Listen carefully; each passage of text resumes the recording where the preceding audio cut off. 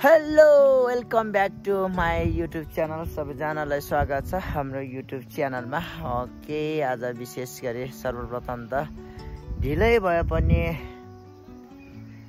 नेपालीहरूको महान चाड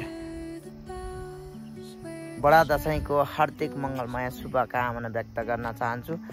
जति पनि देश विदेशमा रहेर हाम्रो भिडियो हेर्दै हुनुहुन्छ भने उहाँहरूलाई सम्पूर्णलाई एकदम हार्दिक मङ्गलमय शुभकामनाका साथमा तपाईहरुको दशैं एकदम राम्रोसँग मनाउनु होला, राम्रो होस् भन्न चाहन्छु।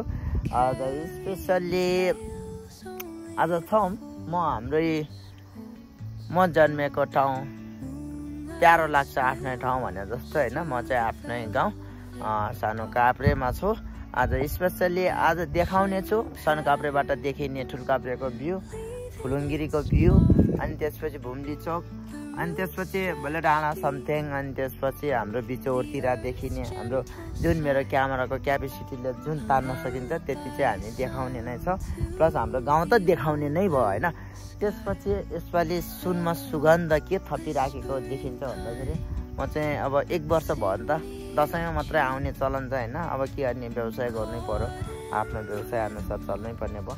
यता चाहिँ हाम्रो पूर्ण बाजे, हाम्रो आदरणीय बाजे पूर्ण बाजेले चाहिँ यहाँ मनी भन्दै गरे मनी बनाइदिनु भएको छ। सनकाभ्रे गाउँमा सुनमा सुगन्ध थप्या जस्तै एकदमै राम्रो चिटिक्क बनाइदिनु भएको छ। मुरी धन्यवाद। जो पनि बुद्धिस्ट धर्मको आस्था छ, जुन हाम्रो गाउँवासीहरूले मनीलाई चाहिँ ढोकेर जानेछ भन्ने कुरो हो। हाम्रो आस्था सबैको आस्था, जसको जे आस्था छ त्यो हिसाबले चल्ने नै हो हैन। ओके, आज चाहिँ म फाइनल्ली तपाईहरुलाई चाहिँ देखाउँदैछु। ल है त, यो चिटिक्क देखिने चाहिँ मेरो गाउँ हो। ल है त, यो चाहिँ हाम्रो हेमसोल्टी गोपीसोल्टीको घर हो भन्ने। ल यो चुल्ले ल यतापट्टि देखिने अगाडिको घर चाहिँ पञ्चसोल्टीको घर, उतापट्टि एउटा दुईटा तीनटा उस देखेको चाहिँ ढुङ्गाले छोपेको त्यो चाहिँ मेरो घर, तलपट्टि दुईटा छानोको घर लुकबहादुर सर र हाम्रो अनिल सोल्टी माइला सोल्टीहरूको घर हो भने म देखाउँदैछु है त गाइस। ल फाइनल्ली ल यो बिचैको घर चाहिँ मेरो मामा साइलाको घर, अनि यतापट्टि चाहिँ मामा काइलाको घर हो। यो चाहिँ मामा साइलाकै घर हो हैन। ओके, यो चाहिँ तल्लो गाउँ है त, तल्लो गाउँ कोनमा नासा भन्छ के अरे हैन। कोनमा नासा रहेको छ भने ल है त म देखाउँदैछु है त। ल यतातिर चाहिँ पुरा सरर के छ, टक्क लगाएर चाहिँ के बारी छ रे, ओहो यो त पुरै बुझबारी कोदो बारी छ है त। कोदो बारी हेर्नु त, तलतिर उतिसको बोर्डहरू एकदम ठुल्ठुलो भइसक्यो रहेछ। पहिलातिर त उतिसको बोर्डहरू थिएन, पुरै यो कोदोहरू लगाइदियो। अहिले सबैजना चाहिँ उजमा गइसक्यो नि त, गाउँघरतिर छोडेर बाहिर विदेशतिर भोटेवडा बेसार काठमाडौँ चितवनतिर बस्ने चलन बढिसकेको छ। अनि त्यसपछि अहिले देखिने यो मनी है त, मनी। ल मनी हेर्नु त, ल है त गाइज। ल तपाईहरु जहाँबाट हेर्दै हुनुहुन्छ कस्तो लाग्छ कमेन्ट गर्नु होला है त, कमेन्ट गर्नु होला। सनकाभ्रेमा यस्तो मनी पनि बनिसकेको छ, मोबाइल छ। मरी धन्यवाद हाम्रो पूर्ण बाजेलाई। यो ठाउँ जुन म यो बसेर चाहिँ भिडियो बनाइराखेको छ, यो चाहिँ हाम्रो पार्लातिरै हो, मिलन चोक भनेर। यो मिलन जोडीहरूको चाहिँ मिलन हुने ठाउँ भएको कारणले यसले मिलन चोक नै राखिदिएको हो हैन। ल है त, अब म टक्क देखाउँदैछु। अब सर्वप्रथम त ल है त, म फुलुङगिरी गाउँ र ठुलकाभ्रे गाउँलाई म देखाउँदैछु है त। मेरो क्यामेराले जति भ्याइन्छ त्यति चाहिँ म देखाउँदैछु। अब सरर लगाएर है त, ठुलकाभ्रे गाउँ देखाउँदैछु है त। ल है त गाइज, यो चाहिँ ठुलकाभ्रे गाउँ है, तल्लो गाउँ है। माथि गाउँ चाहिँ यो रूपले छेलिसकेको छ, यो चाहिँ तल्लो गाउँ हेर्नु त, पक्क परेको गाउँ छ, दामी गाउँ छ। अनि त्यसपछि यता रह्यो फुलुङगिरी गाउँ हेर्नु त। ल फुलुङगिरी गाउँ यो चाहिँ रोड है, सरर बिचमा रोड छ, सरर यता गाइज है त। यो रह्यो तल्लोपट्टिको ठुलकाभ्रे, पारिपट्टिको फुलुङगिरी है त। अनि त्यसपछि साथसाथै हाम्रो भुम्ली चोक एकदमै रमणीय दृश्य, रमणीय गाउँ, एकदम गुरुङ बस्ती फुल गुरुङ बस्ती भएको गाउँ देखाउँदैछु म भुल्ले चोक हेर्न सक्नुहुनेछ। वाउ ल ल फुलुङ्गिरे गाउँ है ल फुलुङ्गिरे भुल्ली चोक गाउँ है सरी भुल्ली चोक गाउँ त्यो माथिको गाउँलाई के गाउँ भन्छ म अलिकति कन्फ्युज भएँ।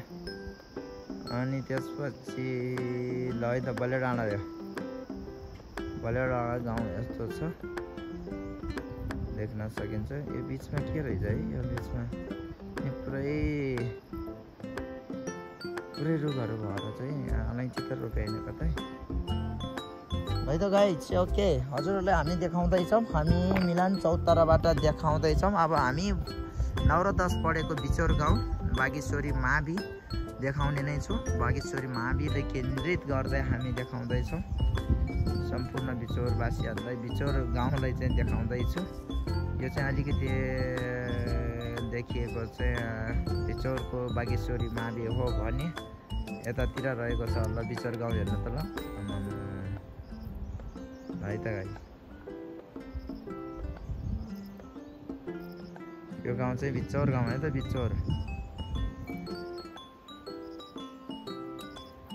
पारी चाहिँ देखिएको गोर्खा है त गोर्खा चेपे खोला छन् यहाँ चेपे खोलाले छुट्याइसकेको छ।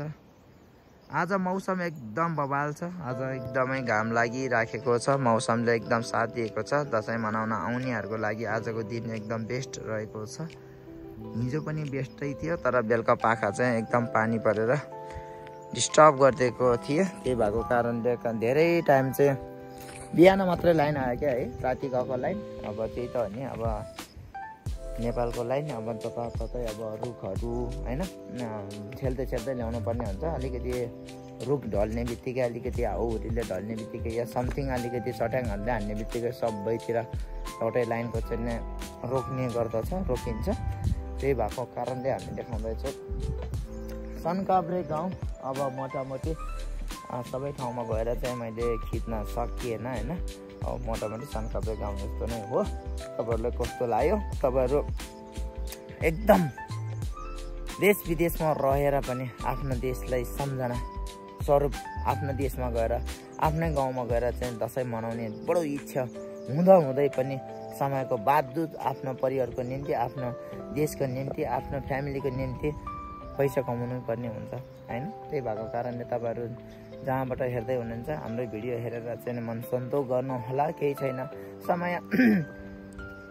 समयले कसैले पर्खिँदैन भन्नको मतलब तपाईँहरू अब यो पल्टको दसैँमा भेट नभए पनि अर्को दसैँमा पक्कै पनि भेट हुनेछ। हामी सबैजना मिलेर यसरी नै मनाउने नै छ भन्न चाहन्छु। तपाईँहरू अब कतिपय काठमाडौँबाट आउन मन हुँदै पनि आउन सकिराखेको छैन आफ्नो कार्यव्यस्तताको कारण। कतिपय विदेशमा भएर त झन् एकदम आफ्नो दसैँ कसरी मनाइराखेको छ त फ्यामिली भन्ने कुरो त पक्कै पनि हुने नै छ।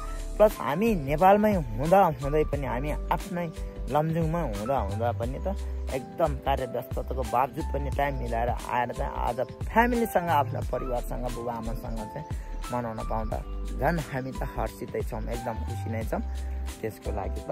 अब त्यही भएको कारणले तपाईँहरू जहाँबाट मनाउँदै हुनुहुन्छ अब मनाउनु होला राम्रोसँग मनाउनु होला। अब दसैँको माहौल भन्दैमा धेरै बियरहरू अल्कोहलहरू धेरै खाएर चाहिँ एकदमै आफ्नो इज्जत जाने कुरो चाहिँ नगर्नु होला। इज्जत जाने हिसाबले झै झगडा लफडा जुवा तास धेरै नखेल्नु होला किनकि अब जुवा तास खेलेपछि नखेल्नु। जुवा र तास धानको भाषा जीवनको मनोभाषा भन्थे बाजेहरूले एकदमै त्यो हो।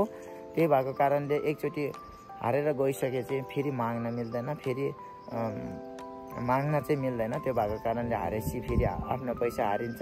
त्यसपछि रक्सी खाएर झगडा गरेपछि चाहिँ फेरि हाम्रो इज्जत फेरि फर्केर आउँदैन। त्यो भएको कारणले इज्जतलाई सम्झिनु होला। पैसाभन्दा ठुलो कुरो इज्जत हो भन्न चाहन्छु। गाउँ बसिएर यस्तो के कुरो गरिरह होला यो दसैँको बेलामा मनोरञ्जन त गर्नु पर्यो नि त भन्ने कुरो हुन्छ नि त फेरि होइन। बरु फुटबल खेल्नु होला होइन तपाईँको समथिङ एकदम इन्जोय हरेक तरिकाले गर्न सकिन्छ क्या। त्यही भएको कारणले इन्जोय गर्नु होला भन्न चाहन्छु। यही भन्दै हाम्रो सर्ट मिनी ब्लग सनकाभ्रेबाट आजलाई यति नै। ह्याप्पी दसैँ सबैजनाको दसैँ बवाल रहोस् भन्न चाहन्छु। हाम्रो पनि बवाल हुनेछ। तपाईँहरू ठाउँतिर चाहिँ कस्तो भयो त गतिविधि त्यो पनि देखाउनु होला भन्न चाहन्छु। धेरै गन्थन मन्थन भयो क्या अरे होइन। तपाईँहरू देश विदेशमा जहाँबाट भए पनि राम्रोसँग मनाउनु होला है त। ओके, अहिलेलाई बाई।